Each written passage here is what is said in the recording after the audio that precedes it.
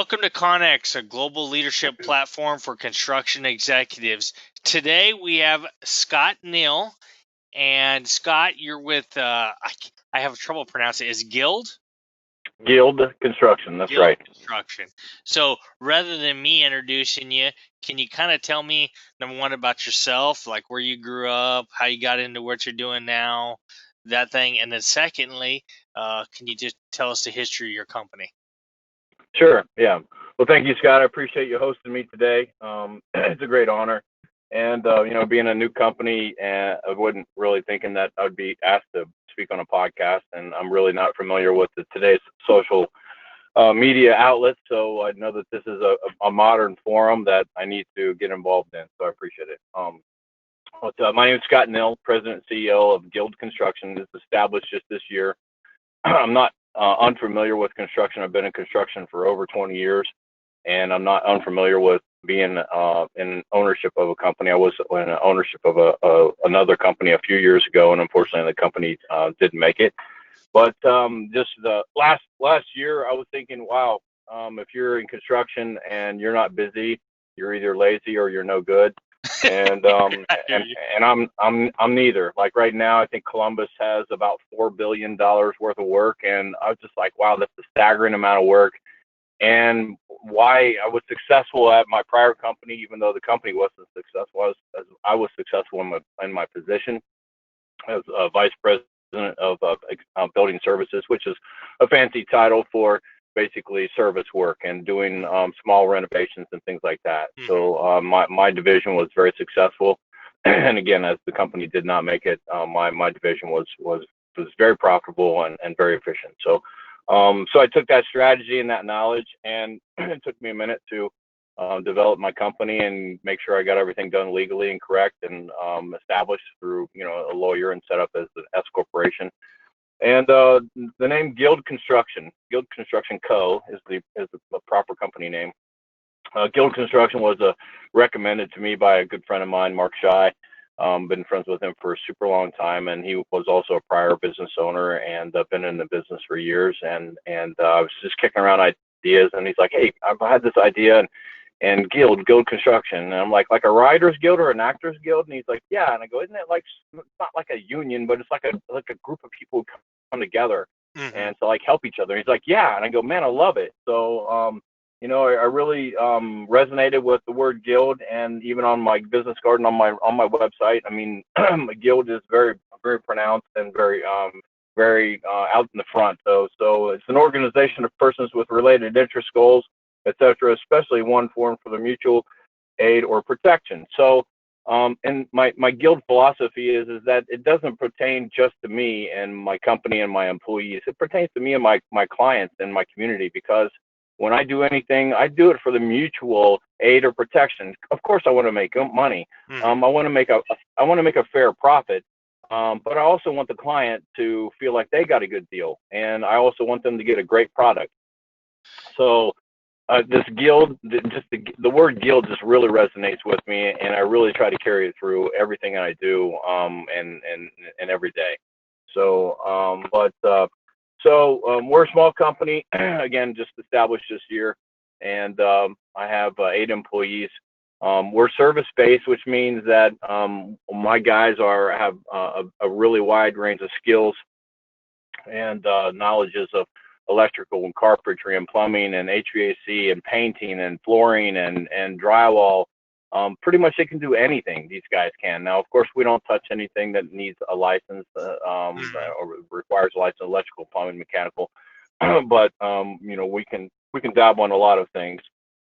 And then we also are really geared towards tenant improvement. So that would be like, currently we're doing an 8,000 square foot tenant improvement, a TI. But go in, tear out walls, tear out the flooring, tear out the ceilings, put in new walls, new floors, new ceilings, hire the subcontractors for the mechanical, electrical, plumbing, for the fire suppression, for the fire alarms, hire those professionals to do those trades, coordinate those trades, get the permits, and then coordinate everybody to get it done. And this project will probably take about 90 days. And wow. Currently we're about 30 days into it. So 8,000 square feet, it's not that big of a job, but it's manageable for what we have. I grew up in Newark, Ohio, and when I I'm sorry to graduated hear high that. school, yeah, right. Uh, when I graduated college, or when I graduated high school, I didn't have the money to go to college, and so I was like, well, what do? I go to the top three large factories in town. Well, guess what? Nobody would even give me an interview because I didn't know somebody. I didn't have family that worked in one of these big factories, or I didn't have a family friend that could highly recommend me. So my dream of like going to work and making 28 to $30 an hour, which was big money back then, was shattered. So I was like, well, what else do I do? So I thought, well, I'd go to the military. So I ended up joining the Navy and was a weatherman for 3 years active duty, 3 years reserve, and then 2 years inactive. Well, you're a And smart spent guy if you're a weatherman. My well, my nephew's a weatherman, and the school is pretty tough. the school. Well, that's just it. So when I graduated the class or your basic or whatever you do to take the ASVAB, I think is what they call it. Hmm. So when I took that, they're like, wow, you scored really high. You can either be a nuclear technician or a weatherman. And I'm like, well, what's a nuclear technician? He goes, well, that's, right now that's our nuclear vehicles, or the fleet is the submarines. I don't want to really be on the submarine. So that's really how I ended up to become, a quasi weatherman. It really wasn't. It was a weather observer, so I really wasn't a weatherman. But it's a wheel in the cog, and everybody's important in that aspect. So, So what but did you? So how did you go from being a weatherman to doing construction? so I got out of the Navy, and because they said you're supposed to have short sea duty, then shore duty, then sea duty, then Hmm. shore duty. The rotational, every other one. Well, I did my 3 years, and they said, well, you can either stay on the Saratoga, which is in Jacksonville, Florida, or go to the West Coast. And go, what was on the West Coast? And they're like, well, another ship. I'm like, well, that's not that's not shore duty. And so out of 3 years in the Navy active duty, I was probably on ground maybe 10 months. And, newly married and a new family, I had a son. And I was just like, you know what? I can't do another 10 months out of 3 years on a Hmm. boat. So I didn't reenlist. And then so I come back home, and a good high school buddy of mine said, hey, we're looking for work. And I got into construction, and I didn't know anything about construction. And so I started out as a laborer pushing a broom. Then every week I bought a tool. I bought a hammer. I bought a tool pouch. I bought a screw. I bought these clamps, the special clamps. I bought the cordless tools and all these things. So every week I just buy another tool. And then so I worked up my way from labor to carpenter to finish carpenter to foreman. Then the company I was with actually saw the potential in me, and they actually paid for my way to go to college. I got a 2-year associate's degree in construction management. And when I first started out with them, like week one, started out $7 an hour. Week two, they came in, they saw my potential, they gave me another hour, $1 an hour, so I was up to 8. The third week, another dollar. Third, fourth week, so on and so forth. So within just a few months, I was up to $14 an hour, which was like, wow. I'm like, well, I can really do something with this. And then they saw the potential in me. They paid for my college. They paid for my college, and they paid me 40 hours a week. And I really wasn't working 40 hours a week. They were really good people. Well, that's And good. yeah, so in the end, I graduated college, and I was making $25 an hour, which is $50,000 a year, which is really good money back then. 2008. 2008 was when the construction bubble hit, and they said, "Hey, you know what? We love you to pieces, but we we got to send you back in the field," and it just wasn't an option for me. So I actually did my own construction thing for a year and a half, and in the process, my construction or my insurance agent for my construction insurance, we became buddies, and he's like, hey, he goes, I'm looking for some help. And I go, what do you mean? He goes, well, I need another insurance agent to work under me, a producer. And I go, dude, I'm a drywall monkey. I'm not a pencil pusher. And he's like, no, no, no, I'll teach you everything. I go, no, no, thanks. So continued on, always stayed friends. And in fact, he lent me his brand new boat, because we go up to fishing up the Lake Erie with my grandpa, my dad, my uncle, my brother every year, and my uncle's boat broke down, and my insurance agent lent me his brand new boat to take up so me and my male family members could go up there. So we had a pretty good friendship. Oh, that's So great. he came back to me and he goes, hey, I want to talk to you about this insurance thing. I go, dude, I already told you, I hang drywall, and he's like, no, no, no.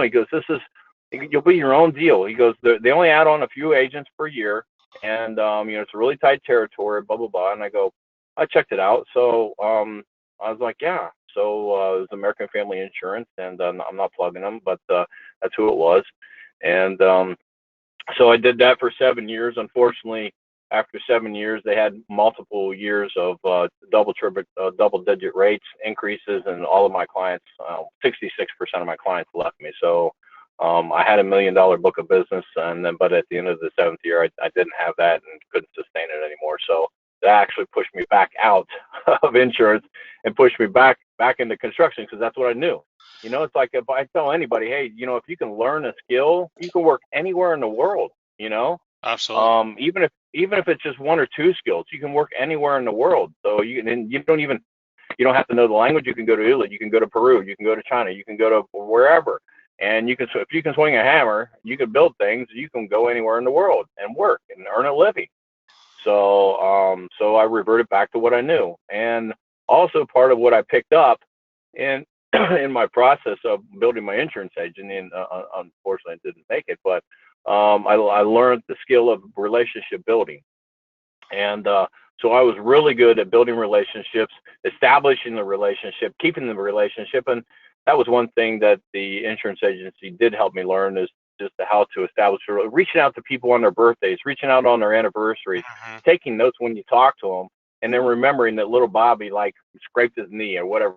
And then the next time you call him, like, hey, how's Bobby? Is his knee okay? Oh yeah, he's fine, no problem. And that really goes a long way, building a relationship. People remember that. And so even after I got out of insurance, people still called me for insurance, and I was like, hey, I'm not in insurance anymore, but here's a great insurance company, a great brokerage. Call these guys; they'll take great care of you. And the same thing happened when I revert back, when I got out of construction, and I got into insurance. I did such a great job that people were calling me to do their basements, bathrooms, and kitchens when I was in insurance. I'm like, listen, I've got this new career now, and I'm doing insurance, but I know a great guy. Call him, and then he'll take good care of you. And so, so they did. So I still have, thousands of acquaintances. I don't want to call them friends, but I have thousands of acquaintances. And oddly enough, out of the blue, someone will call me. I'm like, hey, can you help me out with this? I know maybe you don't do this anymore. So it was the relationship that kept the connection. And, we might not be best buds or best friends or really close, but the fact that somebody remembers you, that's the key. You have to, and I wasn't like standing out, and I wasn't loud. I wasn't boisterous, but I was kind and I was courteous. And I always listened to the people. And that's the thing, if you listen, God gave us 2 ears and 1 mouth. If you use your ears twice as much as you do your mouth, you're going to be better off. So, always listen. And one of my things is I always try to listen with the intent of understanding, not with the intent to reply or respond or react. And I think that was a good skill that I picked up over the years as well, in building the relationship. So, well, you learn something that most people don't get in construction, and that is, and I preach this all the time about customer service and listening to people and developing relationships, because that's really where it's at. If you listen to any of the podcasts that we've done, that's almost everybody says that's really where it's at. Yeah, absolutely. And so on that note of building relationships, construction change orders, that's like a big deal. I hate change orders. I probably wrote in 5 years I was with my prior company, I think I wrote maybe 2 or 3 change orders, just because I tried to think I did a really good job to be really thorough in my review of the project, but I also was very thorough in my presentation and my proposal and my outline, and then in writing the contract. So if I miss something, almost always, I'm like, hey, you know what? I missed it, and we're going to do it. We'll take care of it. Don't worry about it. I'm not going to come back to you for $1,000, $1,500. Now, if it's something that was hidden behind the wall, nobody knew about, undiscovered, whatever, that's a known and a foreseeable position to where you could have a change order. But most of the time, I'm just like, hey, you know what? Let's just do the right thing. Let's just take care of it, knock it out. Because by the time that we go back and haggle on the price, you know what? We'd already been done with the thing, 2 weeks ago. So I just tell my guys, just take care of it. They just do it. Most times they don't even ask me because they know what my answer is going to be. Just take care of it. They'll bring it up to me later. Hey, this came up. Whatever. I'm like, hey, cool. Thanks for telling me. No, I'll let the client know just so that they know. But for the most part, we're very diligent, and we just want to do the right thing.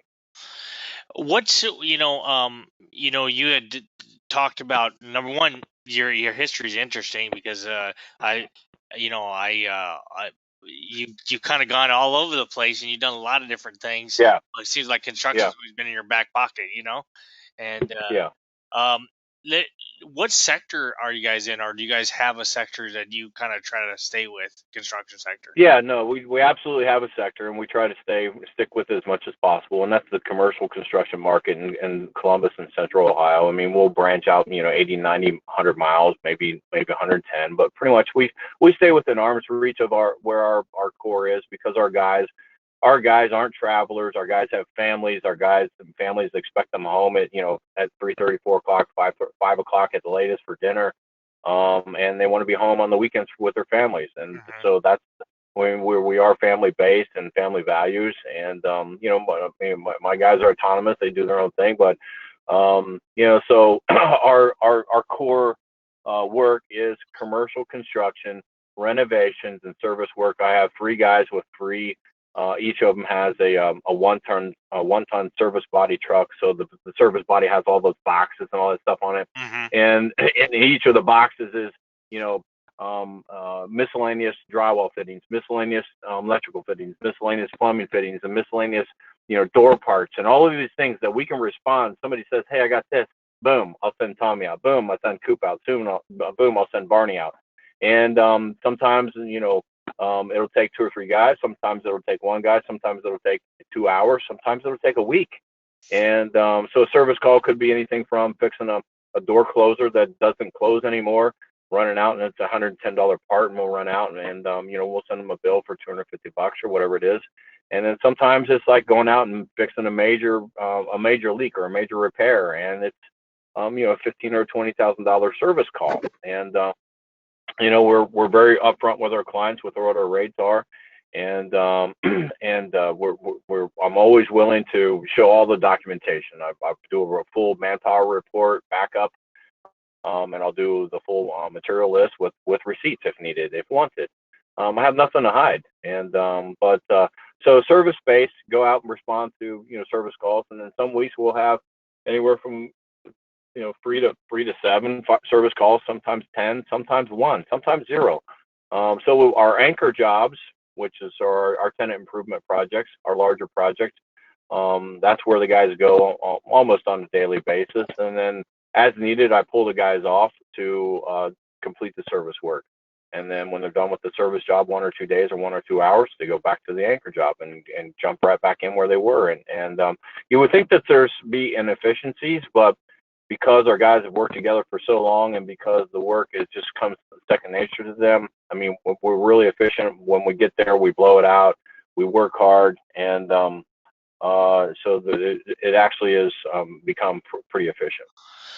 You had mentioned like a lot of different things that had occurred in your life, and different circumstances. You mentioned 2007, 2008, and the market got tough. What event do you think that mostly shaped what you do today and the model that you kind of created? I'm not sure it's an event. I think it was a mentoring. A guy named Tim Maggie. He's the owner of Jones Lumber, but he was the owner of XL Interiors. He's the one that saw the value in me and helped promote me. And really, I still work with him almost weekly. They build cabinets and countertops and all of the lumber that you could ever want. So, but he was really my mentor. I kind of consider him like an older brother to me, even though Hmm. he's always been, in a hierarchy of position of authority. But he's always been very personable, very approachable. He definitely, gave me some core values that I picked off of him, and just how he interacted with people. I picked that up, I think. And so he's probably one of my biggest business inspirations, is kind of how I got to where I'm at. And then obviously, getting out of the Navy and then getting into construction and learning all of these trades, another thing, revert back to back when I first started hanging drywall. I was like, I was 25 or 26 years old, and just really busting my tail hanging drywall. 5/8, 12-foot board over my head, and you don't handle it right, and the dumb thing would crack in half and smack you on both sides of your body. And but anyway, so I was working with these guys hanging drywall, and they're 39 years old, and I'm like, wow, man. I go, you guys got to be about ready to retire. He's like, what do you mean retire? He goes, I'm only 39. I'm like, oh, geez. I was like, well, I learned real quick. Like, I didn't want to look, like I was ready to retire at 39. So that's when I said, you know what? I'm going to use my brain. I'm going to use my brain to make a living. And that's when I started, learning as much as I could every week. And I'd ask guys for help on just teach me, hey, how'd you teach me how to do that? I would ask a ton of questions. And then of course, going through the ranks, and my superiors saw that, and rewarded me with with dollar raises there, almost every other week, and put me through college. So just I just saw a lot of value in that, and working hard and working smart. So then I didn't know. I mean, clearly, I know guys now that are 39 and been hanging drywall for 15, 20 years and still look great, and aren't rough. But the construction industry can be a little rough, and it's also associated with abuse. A lot of substance abuse and things like that. And good people, but a lot of different reasons for why people go where they are in their life. But Hmm.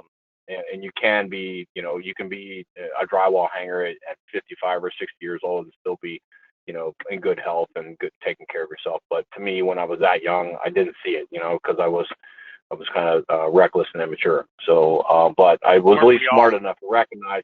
I was at least smart enough to recognize that, hey, I wanted to do something with my mind, and I didn't know how I was going to get there. It just evolved. So kind of how I got there. What do you like looking in the future here? What do you kind of see your company? And by the way, I love.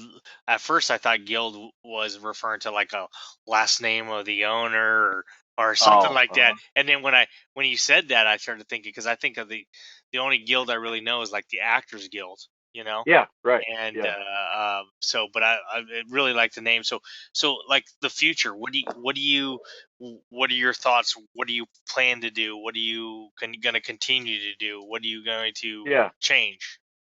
right. Well, again, we just established this year. I'm 51 years old. I'd like to retire at 65, just because I'm in good shape. I'm mentally strong, and and my grandparents are in their 92. They're 93 and 94. So my family history has a history of longevity, and I just want to live, man. And so I want to work my tail off for the next 15 years, as much as I can, and make as much money as I can, and invest and be smart with my money. And then from there on, I just want to live, go out and travel and live. My grandparents have been to every continent in the world.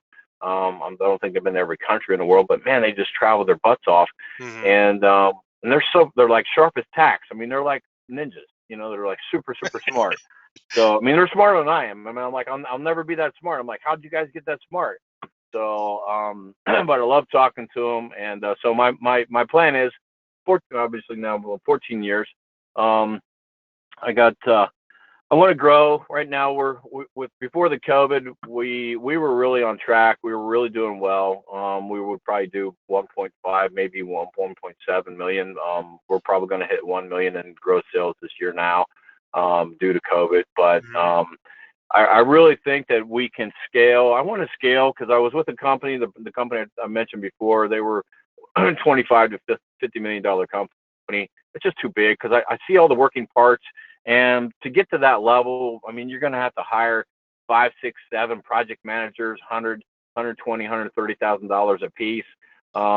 Just everything just increases, and maybe I could learn how to manage that and leverage it. But just in my mind says, you know what, I can handle 3 to 5 million, maybe 6 to 8 million, not alone. But when I get to 3 to 5, I'm gonna need some more. I'm gonna need some more help. But 6 to 8, I probably will need a couple project managers and high level superintendents, things like that. And but ultimately, right now my goal is to turn the company over to the employees in some fashion, whatever modern financial vehicle is available at that time. And then maybe still get a little bit of money back out of the company, over time, sort of an annuity, an annuity based or annuity, the idea of an annuity through the company. But yeah, ultimately, I want to groom my guys that are currently on board to become leaders of the company.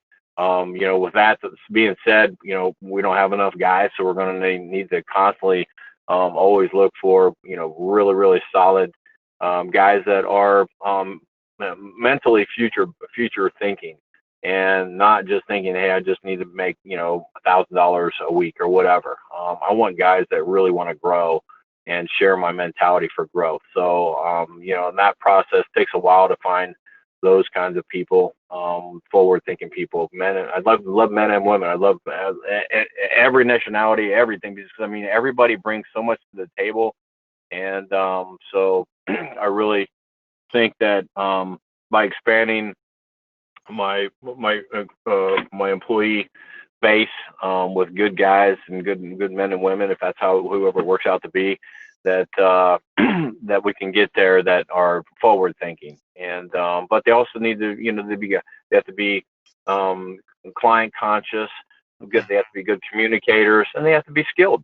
So I mean, to find that many rainbow unicorns, and I guess I'm just being a little boastful, call myself a rainbow unicorn, but lump me in that same category. But effectively, I mean, having an employee with that many skill sets, pretty uncommon, So you can find so you're gonna have to find a mix. But I'm looking forward to building new relationships with my employees and looking for new relationships to add to the employee roster and help grow the company. And as I grow, then I'll reward them, because they're going to help reward me. Ultimately I'm the benefactor, but I'll reward them as well. I'm definitely sharing the growth and sharing the value. Now you had mentioned this, you kind of alluded to this, but let me just ask you it directly. What skills and ability do you think that you have that really have helped you kind of get to where you're at today? And the reason I ask that question is because, we have some younger people listen to the podcast, and they're looking for, well, if I do this, that's going to head me in the right direction. So what would you say the skills and abilities you have that have helped you? Yeah. Well, again, I think I touched on it, was the relationship building and just relationship skills. And today there's and I don't know if you noticed or not, but there's a movement and there's a trend towards emotional intelligence, Mm-hmm. and just like dropping the ego and just listening. If you like I said, if you listen with the intent of understanding, that's huge. So if you're a person that can listen with the intent of understanding, you don't have to know how all of these construction components go together. It's definitely helpful, but you don't have to know. You have to be able to communicate. Communication is the biggest thing. So if you're a great communicator and you don't know anything about construction, I'll still talk to you. We can still see if there's an opportunity. And I think that there's still an opportunity for anybody in any industry to really excel, no matter if it's construction or sales or industrial or management or whatever. I mean, you just have to communicate, and I think that's the really biggest skill. So if anybody's out there taking college and maybe take business communications or something of that nature, sociology skills, and just basically just trying to be a good human, and but clearly, having construction skills and having construction knowledge is definitely helpful. Sales is good. If you're sales based, I think that's also good, as long as you're not tied to the commission. There's a lot of sales guys out there that try to sell you, and there's really really good speakers, really good silver tongues is what I call them. They have silver tongues Mm-hmm. because they really know how to. They set the objective and they know how to spin the rejections and all of these sales tactics. And you know what? Maybe they work, but they never resonated with me. What resonated with me was listening to the client and offering them a good product, whether it was selling them an insurance policy for life insurance or for their home insurance or for the cars or whatever. Or when it's in construction, it's like, hey, you know what? You really don't need to run that wall all the way up, and we can get the soundproofing by putting some insulation on the ceiling. That's going to save you, a couple $1,000s. And maybe you want to use these doors because, yeah, they're a little bit more expensive, but they're going to last longer and they're going to help with sound transition. It's just doing the right thing. And Mm-hmm. I'm not trying to like sell somebody. I've never, even when I was in insurance, I never sold anybody anything. I presented them with the best options, and I told them, and they could hear in my voice why I thought it was the best option, whether it was insurance or whether it was construction. When I talk to somebody, they know that it's the best option because I'll tell you, hey, you know what? I don't know the answer. But let me call this guy or let's call this guy and let's ask him. Let's ask him his opinion because if I don't know, I'm not gonna BS you. I won't do that because it's better to have integrity and just admit, hey, I don't know, than it is to BS your way through something and then because people can see through that. So I really think that relationships, communication, a little bit of sales, and certainly construction knowledge is definitely helpful for this industry for sure. What do you see as the strength of your business right now? Well, right now our strength is our diversity. So we self-perform. A lot of general contractors, and that's a lot of general contractors won't self-perform. They'll Mm-hmm. sub it all out. And they'll have managers. They'll have project managers, and they'll have construction managers and things like that. But we actually self-perform. So when we self-perform, we control the schedule, we control the timing, we control the product, we control the quality. When you sub it out, you don't control those things. And contractually, there's some standards your subcontractor will have to adhere to. But for the most part, you lose control. So I think our diversity and the fact that we are able to self-perform almost all of the aspects of our work is really sets us apart from the competition for sure.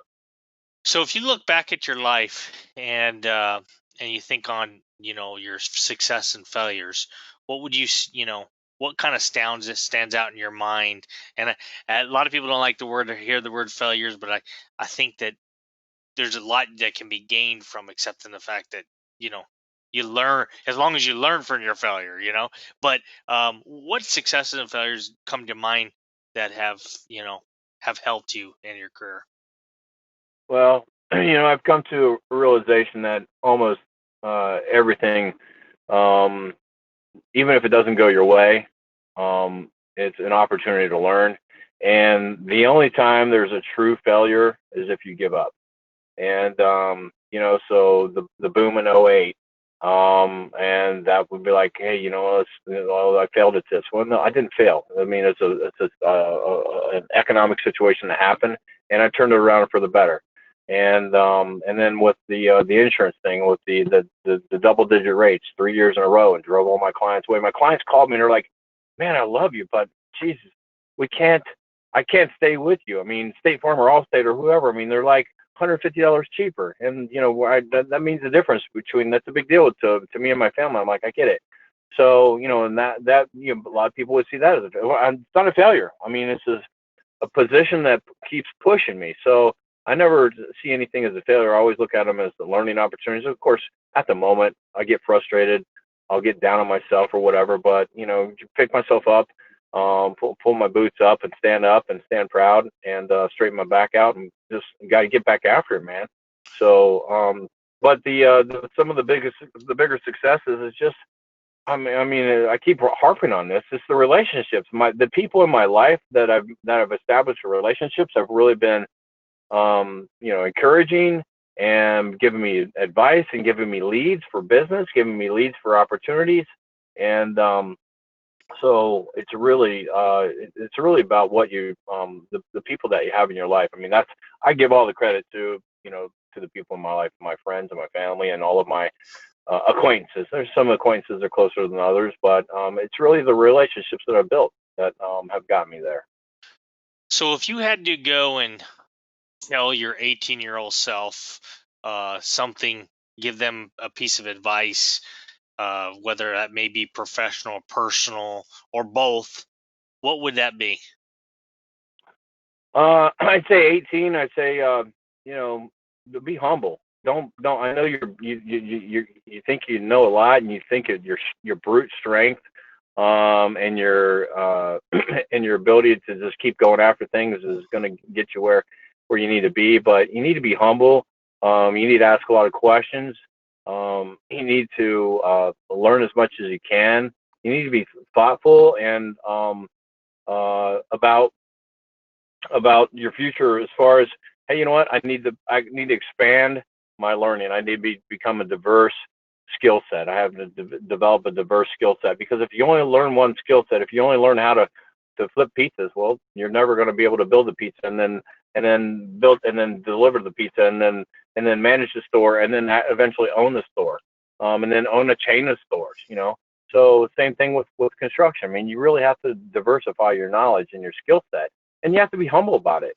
And don't be afraid to ask questions, because a lot of guys do. And I think that the adage of there's no such thing as a super. I mean, that's the truest thing you could ever hear. Ask questions, but be smart, and have a plan. And just be forward thinking. Really, don't be so close minded on yourself, and look for opportunities and ask for opportunities. Always ask. Always have to ask for opportunities. Well, thank you for that. Thank you for that advice. I'm sure that's helpful to people. I know that it seems like some central tenets echo among different people who are on the podcast. One of them being relationships matter. Yeah. Um, so we're on to the speed round here. So we have 8 different categories. We rate 1 to 10, 10 being the highest, 1 being the least important. And I just want your perspective on it. And if you want to comment on the number that you give, that's fine. They could all be 10. Okay. Or they could all be ones, so there's no, just because you have one category 10 doesn't mean you can do another. So with that Yeah. said, Right.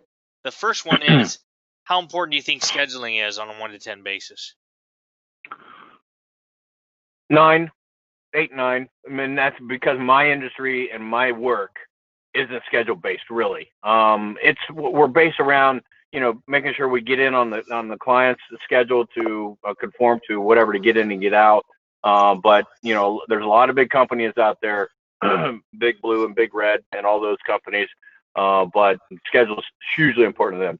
To me, in my business, service based and small renovations, not the end of the world, and not like the most important thing, but it's up there, 8 or 9.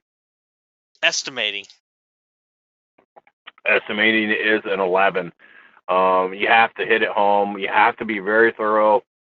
And sometimes you can, overanalyze things and absolutely price yourself away from the project. But what I like to do is have conversations with the client, say, hey, I got this, I got that, I got this, I got that. What do you think? And is that what you're expecting? We're like, no, that's not what I was expecting. We're like, all right, I can back some numbers out. And then now you're actually bring yourself into more competitive nature. And that's where the relationship side of what I was mentioning, if you have a relationship with the opportunity, you can have a conversation about price.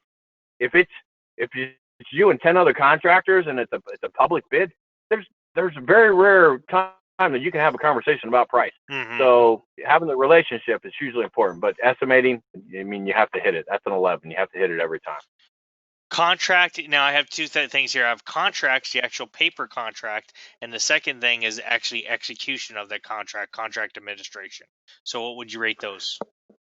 Yeah, no, those are 9/10, and that's again the work I do, service-based work, and then a lot of times we'll have service agreements with companies, and they'll, the property management company or the owner of the property will have a service agreement, and a lot of times it's been established as an 18-page or 25-page document, built by some team of attorneys, to go through that, and you're just like, you have to read it just to make sure that you're really not putting yourself in jeopardy. But contracts are important because it establishes the guidelines of what should something happen, that if you don't have a close enough relationship and they call you to the mat, we're like, hey, you know what, per the contract, I have 10 days to perform this or whatever, or per the contract, you have 10 days to pay me. And if you don't pay me, then per the contract, I have the right to pull off the project. Mm-hmm. I'm not trying to be a jerk, but cash flows are very important to me, and that's per the contract. So yeah, contracts definitely, 9-10 for sure. It's important. Design. Design is an 11. You can have a one-page floor plan, and if you don't have a conversation with the client, and that you don't give them, if you don't have a clear understanding and you can't give to them a clear understanding of what it is that you're going to provide them, then when you get to get close to the finish, I'm like, well, what about this? I'm like, well, that wasn't on the plans. Well, I assumed it would be, because it's like everybody has that, whatever this widget is or whatever this feature is. I'm like, well, it wasn't on the plans. So if you don't have conversations and don't establish that relationship, then you're gonna get your foot in your mouth, and you might get a foot up your butt.